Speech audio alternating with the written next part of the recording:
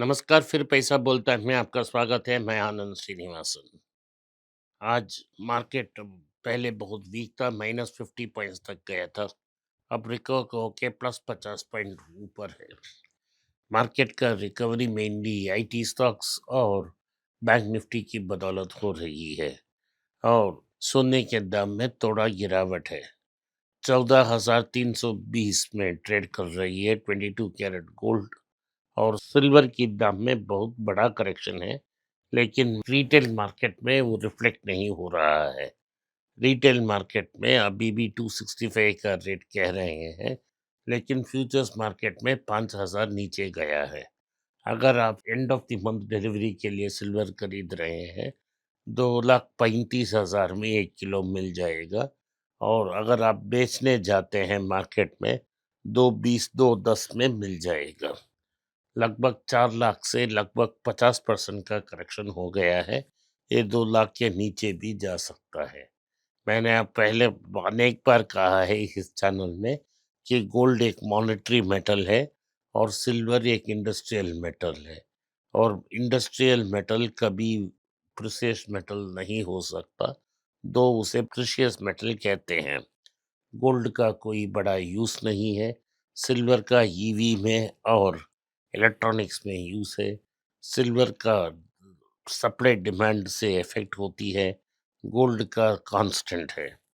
तो overall silver और नीचे आ गई है और नीचे आ सकती है। तो ये पहला डेवलपमेंट है।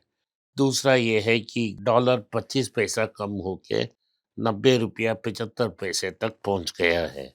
और भी गिरना था, लेकिन गिरा नहीं, रिजर्व बैंक की बड़ी इंटरवेंशन के कारण।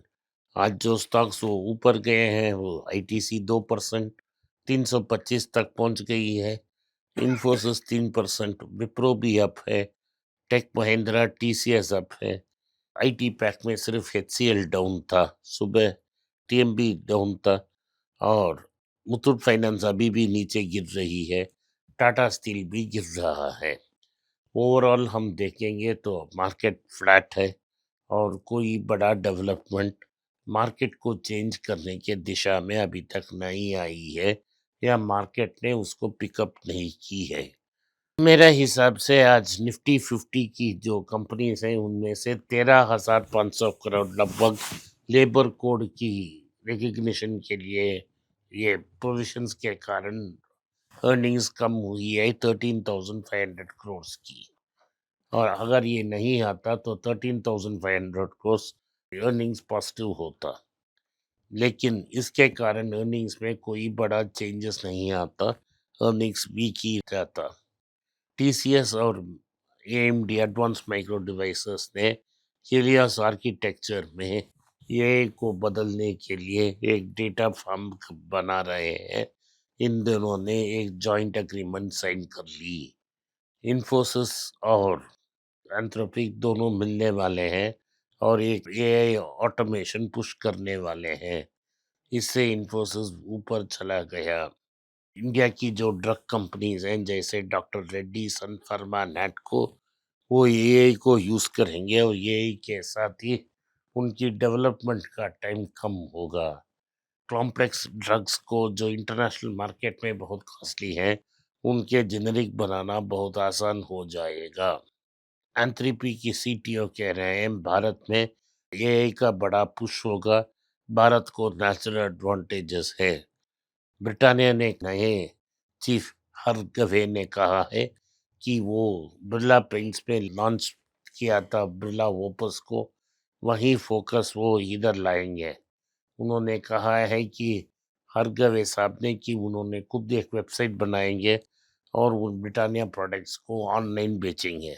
मुझे पता नहीं कि बिस्कुट और बटर कौन कंपनी की लाइन से खरीदेगा। ये डिस्क्रिशनरी प्रोडक्ट है। ऑन विम्स एंड फैंसीज खरीदेंगे, मैक्सिमम जेप्टो और स्विगी में खरीदेंगे, नहीं तो जब वो बड़ा शॉप विजिट करते हैं तो खरीदेंगे। इसे क्यों स्टार्टअप बोल रहे हैं मुझे पता नहीं। टीवीएस लॉजिस्टिक्स ने कहा है कि डिफेंस में $28 बिलियन का अपॉर्चुनिटी है। वो डिफेंस सेक्टर में अपने आप को पोजीशन करेंगे। दुनिया में कार्ल्सबर्ग नाम का एक बड़ा लिकर ब्रांड है, बियर ब्रांड है। वो कह रहे हैं क्या सिर्फ एलजी ही इधर से पैसा निकाल सकती है, मैं हम भी भारत से पैसा निकाल सकते हैं, तो हमारा ब्रांड बड़ा है, भारत में हम आईपीओ डालेंगे और लोग बेवकूफ़ी से इसे सब्सक्राइब करेंगे, हम पैसा लेके बाहर जाएंगे। अगला न्यूज़ है जाइडस लाइफ साइंसेस का, उनको यूएस एफडीए का अप्रूवल मिला है अमोनियम लैक्टेट क्रीम को, और इससे क्या होगा कि डर्मेटोलॉजी में उनका जो पोजीशन था उनको और स्ट्रेंथन करेगा। तो अमोनियम लैक्टेट क्रीम का उनको यूएस एफडीए मिल गया है। यूनिलीवर के सीईओ ने कहा है भारत का फंडामेंटल स्ट्रांग है, 2047 तक उनके मार्केट में डेवलपमेंट होगा जैसे ही भारत विकसित हो जाएगा। लेकिन मेरे ख्याल से इस अगले 2-3 क्वार्टर में हिंदुस्तान यूनिलीवर से कोई बड़ा एक्सपेक्टेशन हमारा नहीं है। ट्रेड डेफिसिट भारत की इस जनवरी महीने का बढ़ गया है, लगभग $35 बिलियन हो गया है। ये एक नया 70 साल का रिकॉर्ड है। इसके बावजूद डॉलर स्ट्रांग है क्योंकि आरबीआई लगातार निरंतर डॉलर सप्लाई कर रहे हैं। भारत की एक्सपोर्ट्स 0.5% ग्रो हो रहे हैं, लेकिन इंपोर्ट्स बहुत ज़्यादा ग्रो हो रहे हैं। इसका कारण ये है क्योंकि लोगों को अच्छी इंटरेस्ट रेट्स नहीं मिल रहे हैं डिपॉजिट्स में, वो इन्वेस्टमेंट्स के लिए गोल्ड के पास जा रहे हैं। ये भारत के लिए हानिकारक साबित हो सकता है। भारत में इन्फ्लेशन को रीएडजस्ट किया है, कैलिब्रेट किया है। इसमें दोनों होलसेल इंडेक्स और रिटेल कंज्यूमर इंडेक्स दोनों का ऊपर गई है। ग्रॉस होलसेल इंडेक्स 1.75% तक पहुंच गई है और रिटेल 2.75। अब किसकी बदौलत से ग्रोथ को 0.5% डिप्लेटर से डाल सकते हैं। अगर कोर इन्फ्लेशन को लिया तो 4% देना पड़ेगा। लगता है इस बार 2.5% तक का काटने का प्लान है। भारत में मार्केट कैप्स जो हैं बड़े भारतीय कंपनी का, पिछले हफ्ते उनकी बड़ी करेक्शन हुई है। इनसे 3 लाख करोड़ रुपया के मार्केट कैप को वाइप आउट कर ली है। Specially private sector top IT firms में ये बड़ा लॉस हुआ है। ब्लूमबर्ग एक बड़ा लेख आया है जिसमें कहा गया है कि आरबीआई 15 फरवरी को अपना डिसीजन बदल दी है। इस नया डिसीजन के अनुसार ब्रोकर की ट्रेड को बैंक्स फंड नहीं कर सकते।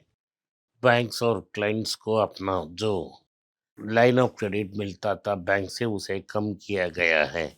इससे दो हो सकती है, अगर अप्रैल 1 का तक टाइम सीमित है तो दो चीज़ हो सकते हैं। हम ये बड़े ब्रोकर कंपनीज एनबीएफसीज के साथ टाई अप करके रेट को कंट्रोल कर सकते हैं कुछ हद तक के लिए, लेकिन छोटी ब्रोकर्स के लिए ये बड़ा मुश्किल का काम है और अनेक छोटी ब्रोकर्स बंद हो सकते हैं। आज के लिए इतना ही। आपने इस पॉडकास्ट को सुना, इसके लिए मैं आपका आभारी हूँ। हो सके तो वीडियो को लाइक कीजिए, चैनल को सब्सक्राइब कीजिए और बेल नोटिफिकेशन दबाएं। इस वीडियो को अपने दोस्त और रिश्तेदार के पास भेजें और उन्हें देखने की आग्रह करें। नमस्कार, धन्यवाद, जय हिंद। अगर आप मुझसे संपर्क करना चाहते हैं, नीचे दिए गए ईमेल में मेल भेजें। मेरी टीम आपके साथ संपर्क करेगी और मदद भी करेगी।